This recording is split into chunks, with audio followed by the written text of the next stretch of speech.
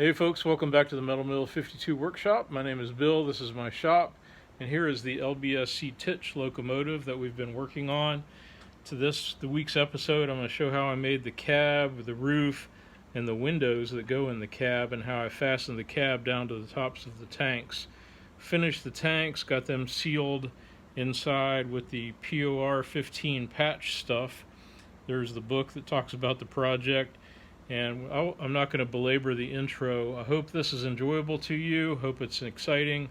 And if you would, please give me a thumbs up. It's always encouraging for me to continue to make videos like this. Ask any questions, make any comments that you'd like.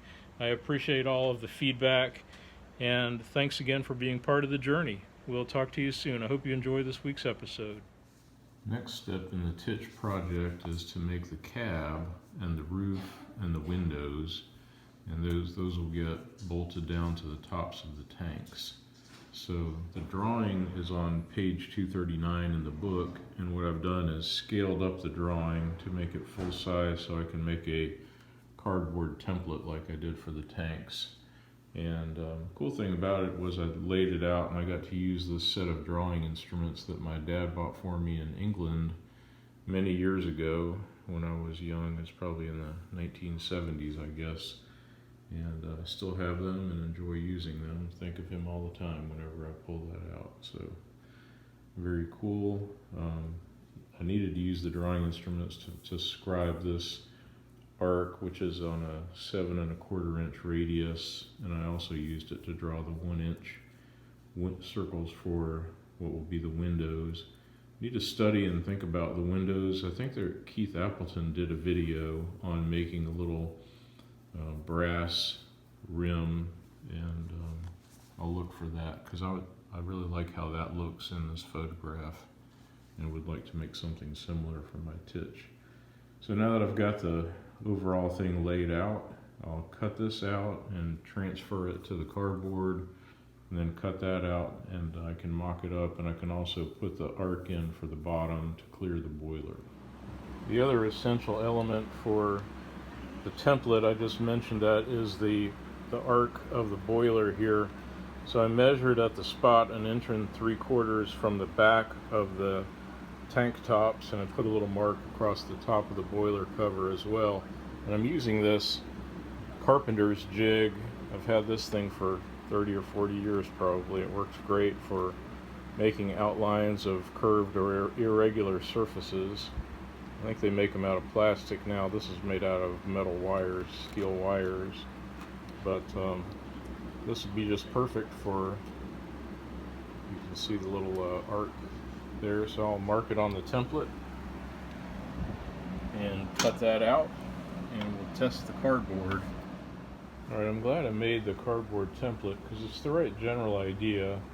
However, as you can see, it's not as wide as the one in the photographs, although this is the main body of it is made to be 5 1/4 inches wide. I think I'm going to widen that out at least 1/4 inch more on either side, maybe even more, because the photographs that I've seen, the sides come out pretty close to the edge, within about 1/8 of an inch. As you can see, there's more than 1/2 inch there. Other lesson I think I'm going to do is not bother with the little tabs on the bottom. I think I'll just use angle iron to fasten. I think the tabs are going to mess up the fitting. You can see it's kind of cocked up the gap in between the boiler and the tank tops. So I think I'm just going to go with, I'll just use a piece of angle iron. Fit for the top is okay. That'll have to be wider too. So anyway, long story short, I'm going to make a whole new cardboard template a little bit wider, and we'll bring you back and show you what the version 2 looks like. Well, that's better. I added 3/8 of an inch to either side, and as you can see on this new roof, I added a 3/4 inch wide strip. And I think that's good. I think the window placement will be good too. It's kind of centered over each of the tanks. And I tried to keep the curve in the roof there. Obviously had to modify it a little bit with the width. But let me show you the inside. is going to be nice. It should provide adequate clearance for the bypass valve. That's what one of the things I was worried about, because the original cab, well, I can show you, it cut off. Won't be such a big deal on the left side, but I do like the bigger cab. Let me pop out and show you. This is the beauty of making these cardboard templates. As you can see on this one, the original size that I made to the book dimensions, no big deal on this side, but on this side, that side curtain, if you will, side wall of the cab would be bisecting right in the middle of where the bypass valve is going to be, so that's not any good whatsoever. So can do a comparison for the visualization here. That's the original size. It looks kind of cool. No, it can't fault it, except the obvious operational shortcomings. But this one, I think that's going to be better for what I'm looking for. I like it. Well, now that I've figured out the size that I want the cab to be, now comes the fun part. I made a new template, full size, and carefully marked out where the holes for the windows will be, and I've used my center punch to punch those holes. I've outlined the brass with a Sharpie marker here. So now I'll take the template off and put my bend lines on, and then I'll be able to cut this thing out. Before I do anything else though, I'm going to drill the holes while I still have a rectangular piece of stock. I can put that in the mill and drill those holes very accurately. And now that everything's laid out, what I did was I clamped the brass sheet down to a thin piece of plywood, carried it over to the mill. Let me clean this off. And you can see what I did. I had center punched the holes when I had the paper template taped to the brass sheet, and I used my wiggler to find the first hole. You know what I'm talking about, this center finder. Picked up the first hole, and then I zeroed my DRO. The holes are exactly 4.5 inches apart, so that was easy. I center drilled it, and then I progressively drilled with this step drill. It goes from like 1/4 inch to 3/4 of an inch. And then I finished the holes with this set of, they're black oxide drills that I got a long time ago, high-speed steel. So you can see I worked my way up by 1/16 from 3/4 all the way to 1 inch. And it worked like a charm, gave good holes. This is an inexpensive set that I bought. I think I got it from MSC, I'm not even sure. Let me show you the box. But my whole point is, don't be afraid of the import quality black oxide drills for the larger sizes. I do have a different set for the that I use on steel, but I use the black oxide ones a lot on softer materials like cast iron and brass, that kind of thing. So I'm thrilled with the holes so far. Now I can take this out and commence to bending. I am filing. We've got this nice, it's kind of a coarse file, but it's round on one end, a good wooden handle, and it works out very nicely for these curved edges like this. I just did the inside arch that's going to go over the boiler. Working on this side now. I'm just going to take it down to the line there, the Sharpie line, and make it as smooth as possible. I've got a little irregularity there to work on. And I'll do that for both sides and just go once over the top part as well. And that should do it for the prep work. Okay, here's the final version of the blank cab front. Really pleased with how this came out. I used the file to remove the rough edges there in my large vise, and I also used this little Dremel with a sanding disc on the end just to kind of deburr it and give it a little final smoothness. But it is very clean.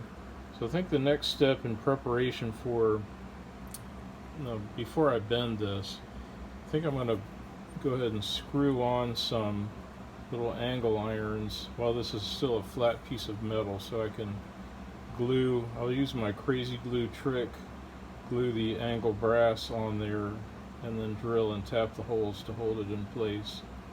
and then I need to make the portal windows and bend these tabs and bend along here, and we'll be cooking with gas. Once again, using my favorite tool, the pillar tool, to drill some number 53 tapping size holes in a piece of angle brass that I figured it'd be a lot easier to drill those holes before I cut them off into little 3/4 inch segments and glue them to the inside of the cab. Preparing for the bends, at least for these tabs that'll be part of the roof, I went ahead and annealed the brass. I used some propane and the ordinary torch head. You can see it burned off the Sharpie marker, but luckily the scribe marks are still there. So I'm going to let that cool, and then I think I'll bend the tabs first, just using a vise, and then I should be able to bend the rest of it in a bending jig. Just before I decided to make the bends, after I had annealed that part, I remembered I needed to double check my arch to see if it fit on the boiler wrapper, and it did not. So the paper did, so what I did is I took the cardboard template off and I've marked it with a Sharpie so that now I can put this back in the vise and use the file to remove that last little bit of brass there. Sure, I'm glad I double checked that. Here's the Tich in its temporary spot off to the side, and there you can see now it looks like a very, very nice fit. I left a little bit of space between the boiler jacket and the roof just for expansion. I just didn't want to have it super tight, but at least it fits. I think it fits good now. There's not a lot of slop there, but just enough room for expansion.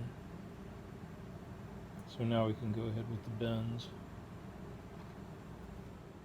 Okay, here's the top tabs bent over. I just put them in the vise, started the bend by hand, and I used a rubber hammer to kind of tap on it, give it a little definition, and I can make that a sharper bend if I need to. I'm just not sure if I will. I left it a little bit of an angle there for where the roof comes across, so we'll see how that goes. Put the big bends in now. And here we go with the first bend on one side in the Benford 3-in-1 machine.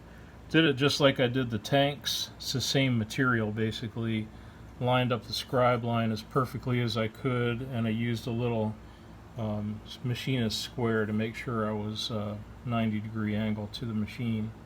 So we'll finish this bend and take it out and see how it did. Alrighty then, first bend done. It looks pretty nice. A little bit rounded, just like LBSC talks about. And looks like a perfect square there. So we will lather, rinse, repeat on the other side. I'm glad I put these little notches in there. Just a good point when you're making a box bend of some kind. As you can see, I've adjusted the 3-in-1 machine to give me some space on either side of the bending tooth that I'm using. There's the second bend. Came out really good. My only thing here, I overbent that a little bit, so I had to straighten it with my hands. I may need to tap that out a little bit. The only real concern I have is these top tabs. I can tell just by looking at them I'm going to need to massage those bends a little bit, but I'll probably, a little judicious work with some vice grips so I can get them into the exact right position that they need to be. So I'll work on that, and then we'll make the top. Okay, that's a proper night's work. I'm pretty excited about that. It sits nicely on there, perfectly square, not rocky at all. So, and you can see where the little hold down tabs will be kind of out of the way in the corner. So next up we will come back and make the roof tomorrow. See a little bit of gap there around the boiler, but I think that'll be okay. I'm not worried about that at all. Okay, here we are on the following night. I've cut a piece of brass, the 1/32 inch thick brass. This is only 2 inches wide. It's just because that's what I had. I annealed it using the propane torch and then bent it by hand just to put a gentle curve in it. And I've clamped it, as you can see, to the little side wings. And I just finished drilling and tapping. I'm here at the pillar drill. I used the tapping function of this thing. Man, I gotta say, this pillar tool has come in so handy. I'm truly glad that I built this thing, especially the one from this is the Martin model and pattern version that has the 6-inch arms. The little extra reach is just perfect for projects like this. As you can see, I've moved the table around so that I could tap on the periphery, just kind of hold it like this and then tap. I've tapped some 172 holes there and they'll come through. Now I can release the clamps or move them back and drill and tap one more hole, and that should be enough to hold the top in place. There's the completed roof gently set in place. Let me walk around the other side. Pretty pleased with how that came out. So the next step is, I did get my new thing of Pour Patch 15, new tube of it.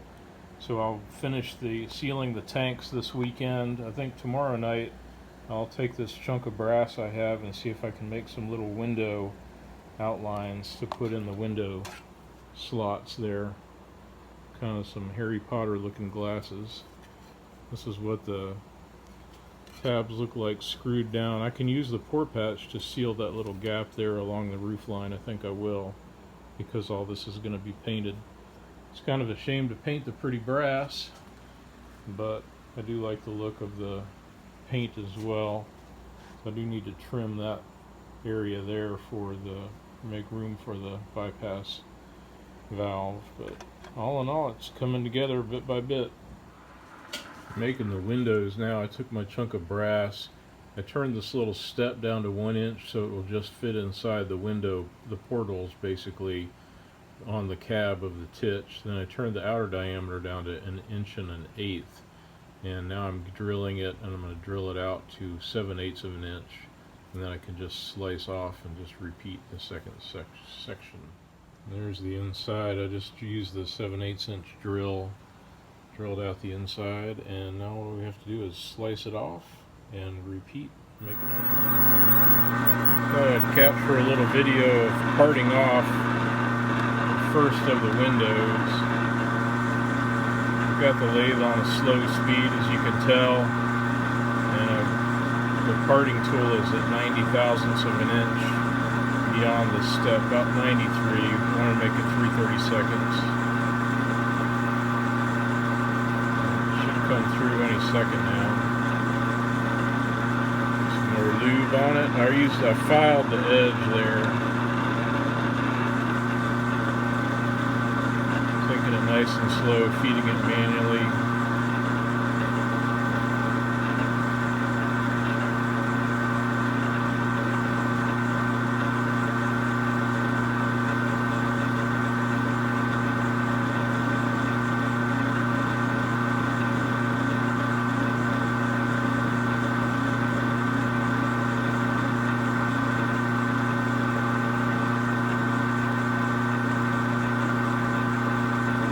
So I'm just about there, just eyeballing,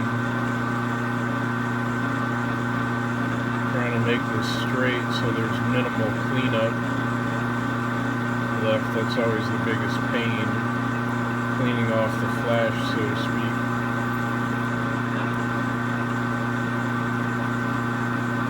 That'll leave a little bit of thin material.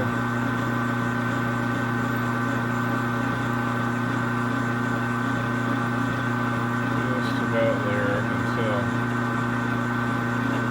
Really resisting the temptation to dig the cutter in.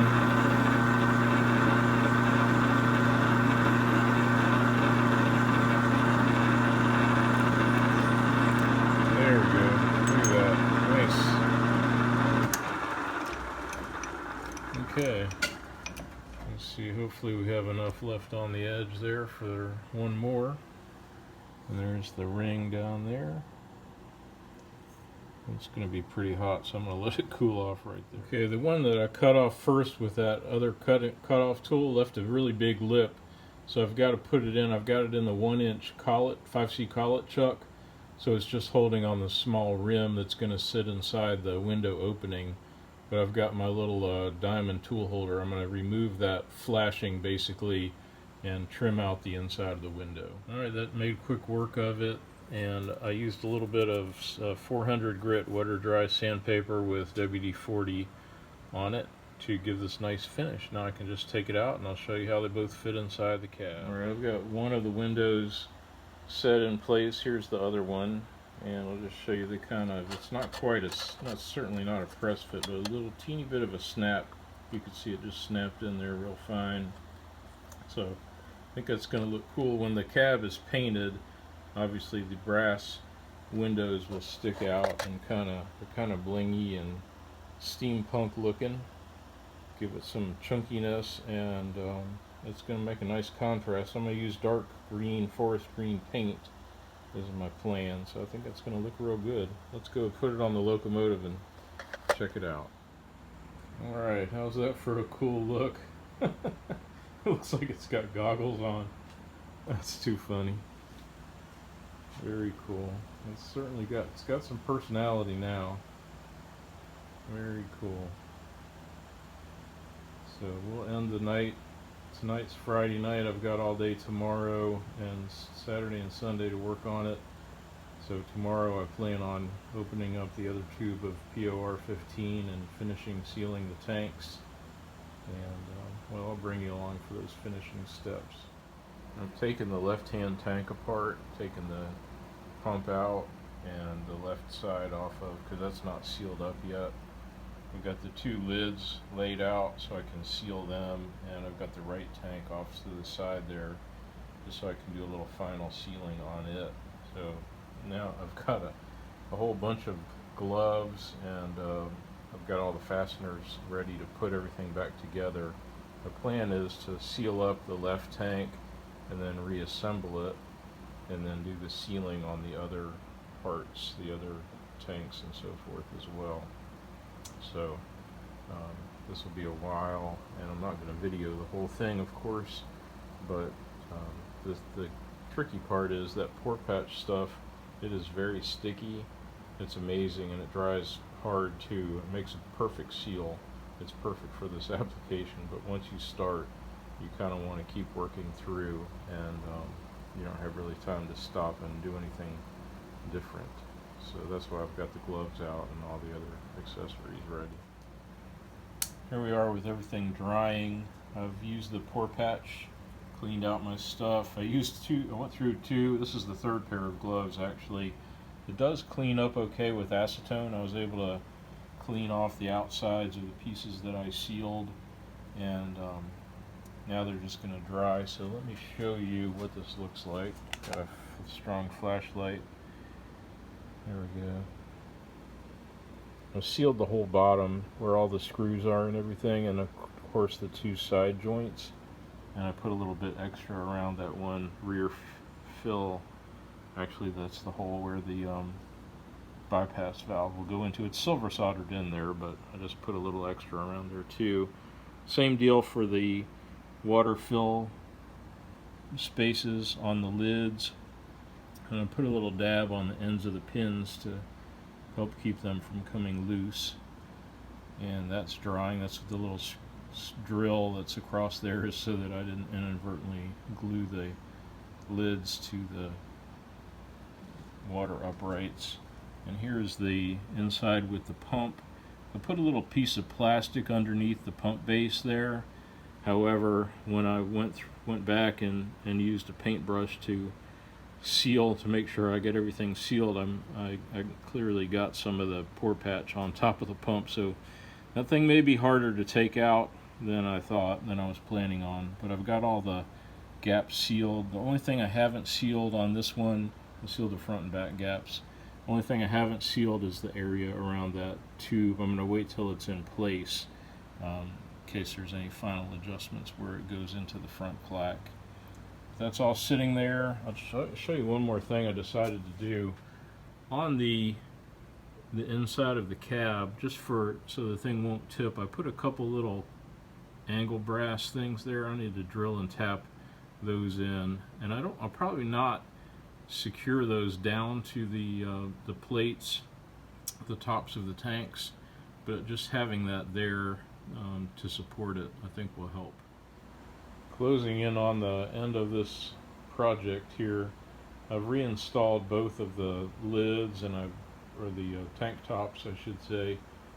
Check the pump handle movement to make sure it doesn't interfere with the cab. I'm trying to find the exact cab location here. As you can see, maybe I've got it pushed up a little further than what I had originally anticipated, and it's creating a little bit of an issue for fit, but I also put on this top valve, the whistle valve, to make sure that there's enough clearance there.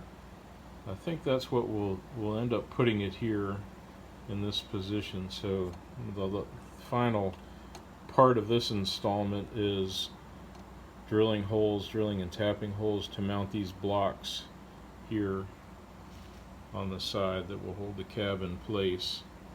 And so my plan is to do similar to what I've done before, is I'll put crazy glue on the bottom of the mounting blocks and then leave them glued in place, so to speak, unfasten them, drill and tap them in situ, as they say, and then go ahead and put a screw in there. And so we'll see how that goes. Not sure if I'm going to put screws through the front block. May or may not. We'll see. I think this will be the last segment of this week's episode, now that I've got the tanks nearly 100% complete, and the cab is as well. As you can see, just for fun, just for the look of it, I put the chimney and the steam dome on. The steam dome, if you're wondering, that is the one remaining casting that I have not machined. So that's one thing. I don't know why I'm saving it till the end, but I guess I need to get to it soon. Maybe I'll do that in the next episode. Speaking of which, the other thing I need to do, I do want to put some steps here and make at least a halfway collier on the back, I think. Pretty sure about that. So that'll be the next episode, steps and collier. Not sure about the handrails. I'd love to hear any thoughts or input on that. But here's a back view. Well, let's see the front view. It's cool. You can see I got the little windows. Those will get glued in place when the cab is painted, and I covered those, obviously. This is the rear view. I've still got the little whistle valve in place. It's kind of cool. It gives you a little view of the scale of things. So very excited about how this thing is coming together. You can see the little blocks I put in there to screw the cab down to the tops of the water tanks. So thanks again, everybody. Ask any questions that you might have. I do appreciate them. I always am interested. And for those, I'm getting really close to getting this thing operational, and I would love any feedback from any of you British or American 3.5-inch gauge enthusiasts. I'm very intrigued by several of the comments of several subscribers that have built these things and years ago and have run them successfully. So would love to hear your thoughts about anything, any suggestions that I need to do as I get ready for final assembly. So thanks again, everybody. Give me a thumbs up if you would, please. I appreciate the encouragement, and I will publish something again soon.